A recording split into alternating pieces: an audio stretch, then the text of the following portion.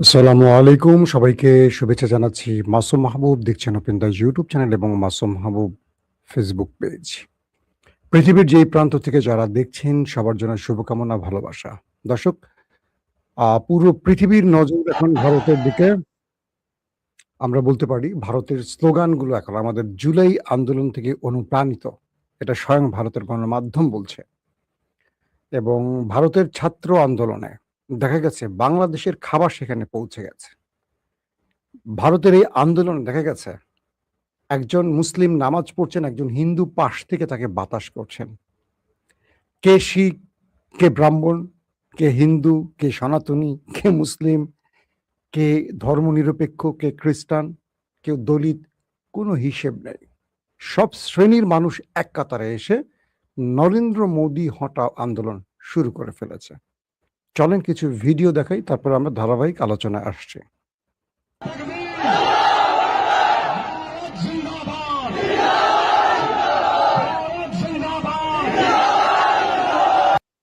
আপনারা যে ভিডিওটি দেখছেন এটা হলো ছাত্র আন্দোলনের একটা ভিডিও। সেখানে মুসলিমরা সম্পৃক্ত হয়েছে নারায়ে তাকবীর স্লোগানের মাধ্যমে এবং এই আন্দোলনকে মুসলমানদের পক্ষ থেকে সমর্থন করা হয়েছে। মুসলমানদের পক্ষ থেকে মানে হলো মুসলিম শিক্ষার্থীরা, মুসলিম ভারতীয় নাগরিকরা, মুসলিম সিভিল সোসাইটি, তারা সেখানে নেমেছে। অজস্র মুসলিমরা দেখেন হাতে আলো, মোবাইলের আলো। আপনারা ভিডিওটা দেখলে ভালো করে বুঝবেন।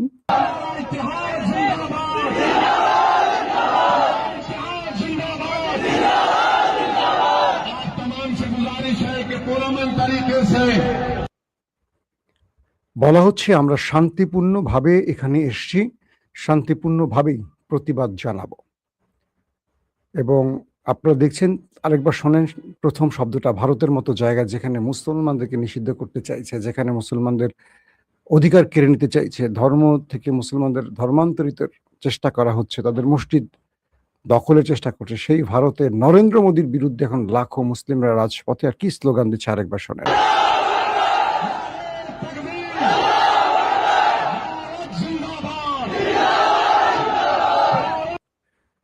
অর্থাৎ নরেন্দ্র মোদীর ভাগ্যে হাসিনার পরিণতি অপেক্ষা করছে অনেকেই বলছেন। তো এটা বিজেপি শাসন ব্যবস্থা পুরো ধ্বংস হয়ে যাবে যদি এটি ঘটে। বিজেপির ইতিহাস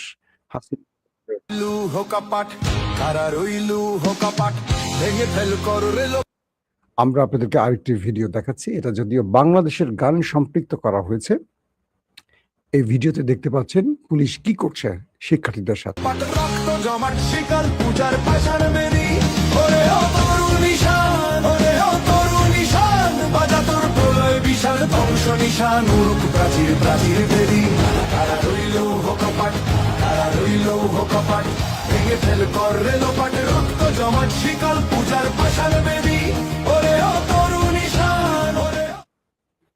ভিডিওটিতে আপনারা একটা বিষয় স্পষ্ট দেখলেন, সেটা কি যে সব শ্রেণীর মানুষ এই আন্দোলনে চলে এসছে।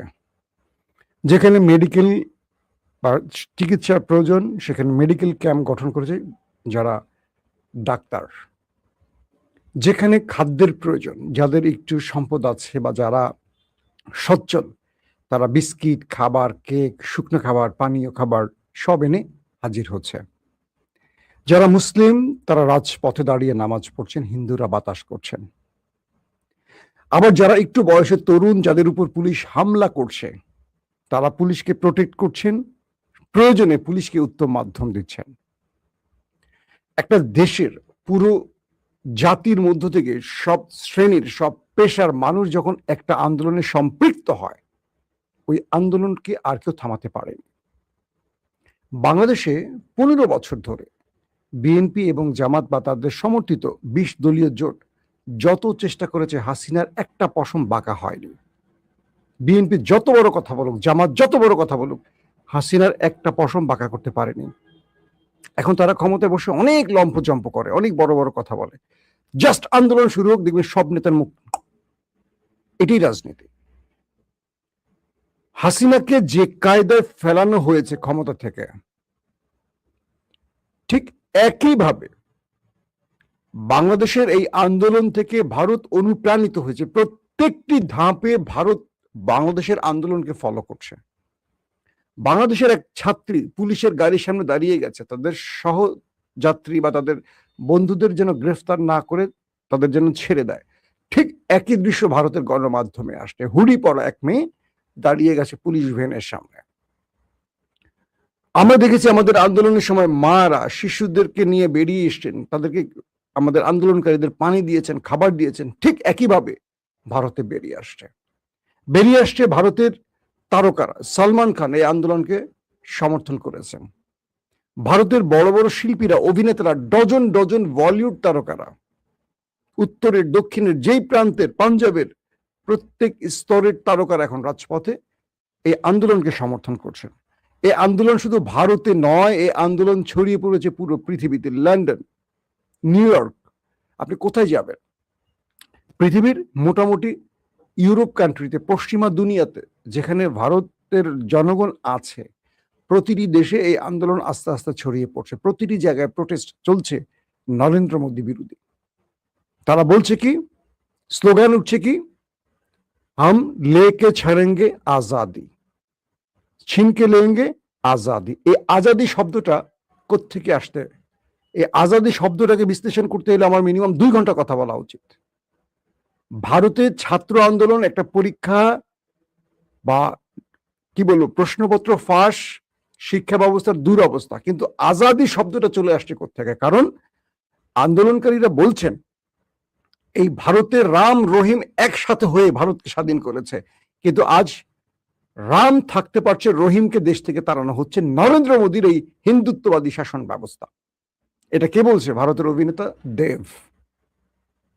দিল্লিতে ছাত্র আন্দোলন থেকে বলা হচ্ছে যে এই দেশ স্বাধীন করেছে হিন্দু মুসলিম মিলে। কারা বলছে? ছাত্ররা বলছে। আর একটি দল হিন্দুত্ববাদ লালন করতে গিয়ে একটি ধর্মের উপর শোষণ করছে, এটা বন্ধ হতে হবে। অর্থাৎ প্রথম দাবি ছিল প্রশ্নপত্র ফাঁস, শিক্ষা ব্যবস্থার অব্যবস্থাপনা। এরপর দাবি আসলো ধর্মমন্ত্রীর পদত্যাগ। এখন নরেন্দ্র মোদীর ক্ষমতা থেকে বিদায়ের ঘন্টা বাজিয়ে দিয়েছে এই ছাত্র আন্দোলন, ককরোচ পার্টি। এটা আর ককরোচ পার্টি না, এটা একটা ছাত্র আন্দোলন তৈরি হয়েছে। সকল, কেউ হিজাব পরে নেমেছে, কেউ প্যান্ট পরে নেমেছে, যে যেই যার পোশাক, যে যে ধর্ম লালন করে, যে আদর্শ লালন করে, সেই সেই পোশাকে এক হয়ে গেছে। আপনাদের মনে আছে ঢাকা বিশ্ববিদ্যালয়ে বোরকা পরা, হিজাব পরা মেয়েটা নেমেছে, জার্সি পরা, আধুনিক বিশ্বাসে, আধুনিক শিক্ষায় বিশ্বাসী ধরেন বা যেটাই বিশ্বাসী বলেন, আমাদের আরেকটা বোন নেমেছে, ওড়না সহ একটা মেয়ে নেমেছে, ওড়না ছাড়া একটা মেয়ে নেমেছে। অর্থাৎ প্রত্যেকেরই সকল পোশাকের অধিকার আছে। তো ঢাকা বিশ্ববিদ্যালয় থেকে যখন এই দৃশ্যগুলো আমরা দেখেছিলাম, আমি সাদিক কায়েমকে ওই সময় ফোন করে বলেছিলাম এই আন্দোলন হাসিনা থামাতে পারবে না, তোমরা এগিয়ে যাও। তখন জানতাম না সাদিক কায়েম কোন একটা রাজনৈতিক দলের। আমি আমাদের প্রিয় যারা হাসনাত সার্জিস, তাদের সাথে আমাদের কথা হচ্ছিল, তখন বললাম যে এই আন্দোলন কেউ থামাতে পারবে না, কারণ সব শ্রেণী সম্পৃক্ততা মানে হয়ে গেছে এই আন্দোলনে। হাসিনার আর কিচ্ছু করার নাই। যেটা আওয়ামী লীগকে সরাতে বিএনপি জামাত পারেনি, এত বড় রাজনৈতিক দল, শুধু ছাত্ররা, সাধারণ মানুষরা যখন সম্পৃক্ত হয়, সেই আন্দোলনটা একটা জনবিস্ফোরণ হয়, এটা কেউ থামাতে পারে না। এতগুলো মানুষের প্রাণ গেল, ছাত্ররা ফিরে যায়নি। পুলিশ কি বলছে? স্যার একটা মারি একটাই মরে, বাকিগুলো যায় না।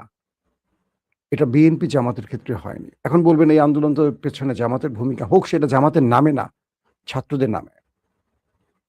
ভারতের মধ্যে এখন যে ব্যবস্থা চলছে, সেখানে শুধু ছাত্র নয়, ককরোচ পার্টি নয়, এবার কৃষকদের দিল্লি চলো আন্দোলন শুরু হয়ে গেছে একই সঙ্গে, এবং কংগ্রেস থেকে সমর্থন জানানো হয়েছে। ভারতের বিজেপি বিরোধী যত রাজনৈতিক দল আছে প্রত্যেকে এই আন্দোলনে সম্পৃক্ত হচ্ছে এবং সবাই এটাকে সমর্থন দিচ্ছে। পাশাপাশি ইন্টারনেট বন্ধ করার ফলে সেখানে আন্দোলন আরো চাঙা হয়েছে, যেটা বাংলাদেশে করেছিল আমাদের পলক ভাই। মেট্রো চলাচল বন্ধ, পুরো শহর স্তব্ধ হয়ে গেছে, সড়ক চলাচল সব বন্ধ। পুরো দিল্লি ক্রমান্বয়ে ঘিরে ফেলছে ছাত্ররা। নরেন্দ্র মোদীর অবস্থা এখন খুবই করুণ। দর্শক, আমরা রাত 11টায় আরেকবার আসার চেষ্টা করব ভারত প্রসঙ্গে, অনেক তথ্য আপনাদের দেব। যেহেতু আমার ইরানের খবর আছে, এটাকে আর লম্বা করছি না। ইরান আমেরিকার ভেতরে 3 স্তরে অ্যাটাক করেছে, এমন কিছু তথ্য এসছে কয়েকটি আরব নেটওয়ার্কে। তারা বলছে যে ইরান আমেরিকাকে কৌশলে পরাজিত করার চেষ্টা করছে এবং মোটামুটি আমেরিকাকে কৌশলে পরাস্ত করে ফেলেছে। ১ নম্বর কৌশল, তারা আল সাকির ঘাঁটিতে ড্রোন সেন্টারে অ্যাটাক করেছে। এটা হলো মার্কিন যে ঘাঁটি, তাদের যে ড্রোন সেন্টার আল সাকির, সে ঘাঁটিতে হামলা করে ড্রোন হ্যাঙ্গারগুলো ধ্বংস করেছে। প্রচুর ড্রোন ব্যবস্থা সিস্টেমকে অকেজো করে দিয়েছে ইরান, যার ফলে আমেরিকা ইরানে এখন ড্রোন অ্যাটাকের ক্ষেত্রে বড় রকম বাধায় পড়ে গেছে। ইরান দ্বিতীয় স্টেজে যে অ্যাটাক করছে, প্রথমে যেটা বললাম যে 3টি স্টেজ মেনটেন করছে ইরান, দ্বিতীয় স্টেজে তারা সালমান বন্দরে মার্কিন ঘাঁটিতে অ্যাটাক করেছে। সালমান ঘাঁটিতে, এটিও বাহরাইন, এবং আল সাকির এটিও বাহরাইনে অবস্থিত। তো বাহরাইনের আল সাকির বন্দরে যে অ্যাটাকগুলো করেছে, সেখানে প্রচুর মার্কিন হ্যাঙ্গার ধ্বংস করেছে এবং মার্কিন যুদ্ধ বিমান, মার্কিন প্রতিরক্ষা ব্যবস্থা, রাডার সিস্টেম ক্ষতিগ্রস্ত করেছে ইরান, যার ফলে আমেরিকা ইরানের অ্যাটাকগুলো নজরদারি করতে পারছে না, এখন সীমিত আকারে পারছে। 3 নম্বরে ইরান যে কাজটি করছে, আরিফজান ঘাঁটিতে মার্কিন স্পেশাল ফোর্সের যেই কমান্ডো বাহিনী আছে, সেখানে হামলা করেছে ইরানের মিসাইল এবং ড্রোন। এটি হলো কুয়েতে অবস্থিত আরিফজান ঘাঁটি, মার্কিন স্পেশাল ফোর্সের ঘাঁটি কুয়েতে কিন্তু ম্যাসিভ আকারে ইরান অ্যাটাক করছে এবং সেখানে প্রচুর মার্কিন সেনা হতাহতের খবর আসতে শুরু করেছে। তো সবকিছু মিলে ইরান এই মুহূর্তে যে ধোলাইগুলো চালাচ্ছে দেখার মতো। আসেন কয়েকটা এই মুহূর্তে একদম লেটেস্ট আপডেট কয়েকটা খবর দেই। আবার পারমাণবিক চুক্তির জন্য রিয়াদকে অবশ্যই আব্রাহাম অ্যাকর্ডে যোগ দিতে হবে, এমন একটি ঘোষণা দিয়েছেন মিস্টার ডোনাল্ড ট্রাম্প, চাচ্চু বা কাক্কু। মার্কিন president Donald Trump truth social পোস্টে বলেছেন যে সৌদি আরবের সঙ্গে যে কোনো পারমাণবিক চুক্তি আব্রাহাম অ্যাকর্ডে তাদের যোগদানের শর্ত সাপেক্ষে এবং যে কোনো হুতি হামলার জন্য তিনি ইরানকে দায়ী করবেন।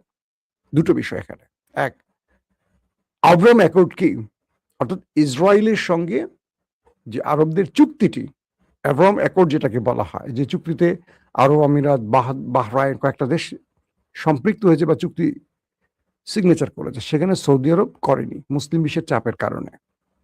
অর্থাৎ ইসরায়েলকে সমর্থন দেওয়া, রাষ্ট্র হিসাবে মেনে নেওয়া এবং ইসরায়েলের সাথে বাণিজ্যিক, রাজনৈতিক, সামাজিক বা সামরিক প্রত্যেকটা ক্ষেত্রে একটা চুক্তিতে আবদ্ধ হওয়া, সেই আব্রাহাম অ্যাকর্ডে যদি সৌদি আরব আসে, মানে সেই সিগনেচারটি করে বা চুক্তিটি করে ইসরায়েলের সাথে, তাহলে আমেরিকা সৌদি আরবকে নিউক্লিয়ার প্রজেক্ট বা পারমাণবিক বোমা তৈরিতে বা পারমাণবিক প্রকল্পে সহযোগিতা করবে এবং কোনো বাধা সৃষ্টি করবে না। তার মানে হলো, যারা ইসরায়েলকে সমর্থন করবে তারা পারমাণবিক বোমা বানাতে পারবে, আর যারা করবে না তারা ইরানের মতো পারমাণবিক বোমা বানাক আর না বানাক হামলায় আক্রান্ত হবে।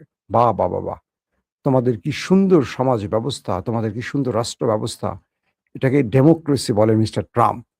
পৃথিবীকে বলো কি আর করো কি তোমরা নেপথ্যে।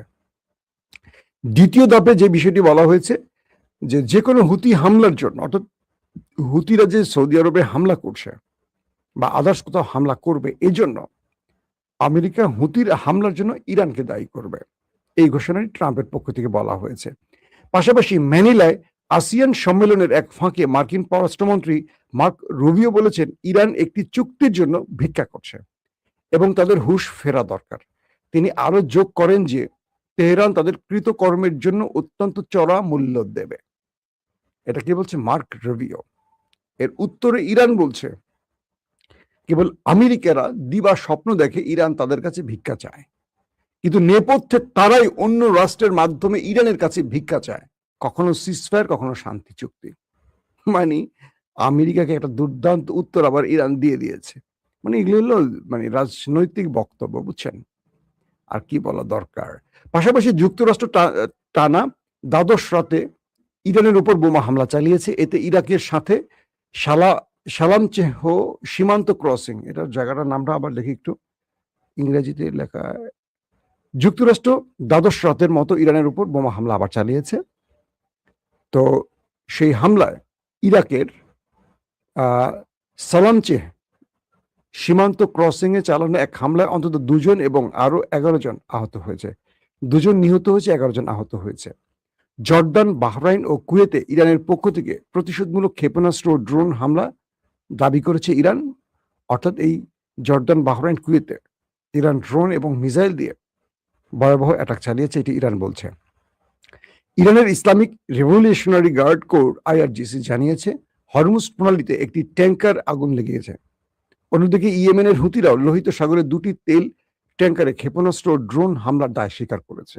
অর্থাৎ সৌদি আরবের লোহিত সাগরে সৌদি আরবের 2টো তেলের জাহাজকে লক্ষ্য করে ইয়েমেনের আনসারুল্লাহ হুতিরা অ্যাটাক চালিয়েছে এবং এতে করে সেই জাহাজটিতে আগুন ধরে গেছে এবং এক প্রকার বলা যায় যে সেই জাহাজটিতে দাউ দাউ করে আগুনের ছবিও ইতিমধ্যে গণমাধ্যমে আসছে। ইয়েমেন বলে দিয়েছে যে বিশ্বাসঘাতকদের উপযুক্ত জবাব আমরা দেব, মানে সৌদিকে তারা উদ্দেশ্য করে বলছে যে বিশ্বাসঘাতকদের আমরা উপযুক্ত জবাব দেব, কোনোভাবেই তাদের ছাড় দেব না যারা আমাদের সাথে বিশ্বাসঘাতকতা করবে। দর্শক, ইরানের ব্রিগেডিয়ার জেনারেল মোহাম্মদ আকরামানিয়া বলেছেন যে মার্কিন যুক্তরাষ্ট্র কর্তৃক যুদ্ধবিরতি স্মারকলিপি লঙ্ঘনের পর আমরা এখন যুদ্ধের একটি নতুন পর্যায়ে প্রত্যক্ষ করছি। তিনি বলেন, ইরানের অবকাঠামো ও উপকূলীয় এলাকা মার্কিন হামলা অব্যাহত থাকলে ইরানি সশস্ত্র বাহিনীর প্রতিশোধমূলক অভিযান চলতেই থাকবে, এটা আর বন্ধ হবে না। তিনি বলেন, আমেরিকানদের অবশ্যই জানতে হবে যে এই প্রক্রিয়া এভাবে বেশি দিন চলতে পারে না। যদি তারা আমাদের দেশের দক্ষিণাঞ্চলের বিরুদ্ধে তাদের এই অপকর্ম চালিয়ে যাওয়ার ব্যাপারে জেদ ধরে থাকে, তবে আমরা অবশ্যই নতুন ব্যবস্থা গ্রহণ করব। নতুন পরিকল্পনা তৈরি করা হয়েছে এবং সেই অনুযায়ী কাজ করা হয়েছে এবং শত্রুকে যুদ্ধ চালিয়ে যাওয়া থেকে বিরত রাখতে আমরা অবশ্যই নতুন আঙ্গিকে ময়দানে নামব। মানে ইরান আমেরিকার বিরুদ্ধে নতুন স্টাইলে নতুন পরিকল্পনা এখন মাঠে নামার ঘোষণা দিয়েছে, ইতিমধ্যে নেমে গেছে। আক্রমণীয় বলছেন, যুদ্ধের নতুন ময়দানে প্রবেশ করা ইরানের অন্যতম কৌশলগত বিকল্প হতে পারে এবং অন্যান্য কৌশলও রয়েছে যা উপযুক্ত সময় আমেরিকা টের পাবে। মানে এখন এমন একটি পজিশনে চলে এসছে দুই দেশের যুদ্ধ। আজকে যেমন আমেরিকার কয়েকটি আউটলেট বলছে ইরানের যে মিসাইল ড্রোনগুলো আসছে এগুলো পূর্বের মিসাইল না, আমেরিকা এগুলো ইন্টারসেপ্ট করতে পারছে না। ইরান কি করছে, প্রথম দফায় আরবের ভেতরে মার্কিন ঘাঁটিগুলোকে ধ্বংস করেছে একটা একটা করে। Radar system, Patriot battery system, drone storage, তাদের যুদ্ধ বিমান হ্যাঙ্গার, তাদের প্রতিরক্ষা ব্যবস্থা, এগুলোকে একটা একটা করে অ্যাটাক করে ধ্বংস করেছে। এবার ইরান মূল অ্যাটাকে চলে গেছে। আমেরিকা যখনই অ্যাটাক করছে ইরানের সিভিলিয়ান স্ট্রাকচার, তখন আরবের স্ট্রাকচারগুলোতে অ্যাটাক করছে কে? ইরান। ঠিক সেম পজিশনে অ্যাটাক তারা করছে। এগুলোর শেষে ইরানের এই অব্যাহত আক্রমণে আমেরিকার ভেতরে এখন ট্রাম্প ভয়াবহ চাপে আছে। কালকে সিনেট কংগ্রেস পিট হেগসেটকে তাদের প্রতিরক্ষা মন্ত্রীকে আচ্ছা রকম ধুয়ে দিয়েছে, ট্রাম্পকে ধুয়ে দিয়েছে। তাদের সেনাবাহিনী ডিমোরালাইজ হয়ে গেছে, তাদের সেনাদের লাশ আমেরিকায় ফেরত গেছে। আমেরিকার জনগণ এটা নিয়ে ক্ষোভের সৃষ্টি হয়েছে যে তুমি ইসরায়েলের জন্য যুদ্ধ করে আমাদের সেনাকে হত্যা করছো কেন? ট্রাম্প একটা বড় বিপর্যয়ের মধ্যে আছেন। আবার ইসরায়েলের জন্য এই লড়াইটা চালিয়েছেন, বন্ধ করেছেন, আবার শুরু করেছেন ইসরায়েলের চাপে পড়ে। এটা বলছে মার্কিনীরা, আমি বলছি না যে তুমি আমাদের যুদ্ধ করছো না, তোমরা ইসরায়েলের জন্য যুদ্ধ করছো, আমাদের সেনাদের মারছো, আমাদের সম্পদ ধ্বংস করছো। তো সবকিছু মিলে এই অবস্থার মধ্যে পড়ে গেছে আমেরিকা। দর্শক, শেষ করতে চাই, তো একটা শেষ বক্তব্যটা দিয়ে শেষ করি। শেখ হাসিনা ভারত থেকে পালিয়ে গেছেন দিল্লিতে, মানে ভারতে। নরেন্দ্র মোদী কোথায় যাবেন? বাংলাদেশে।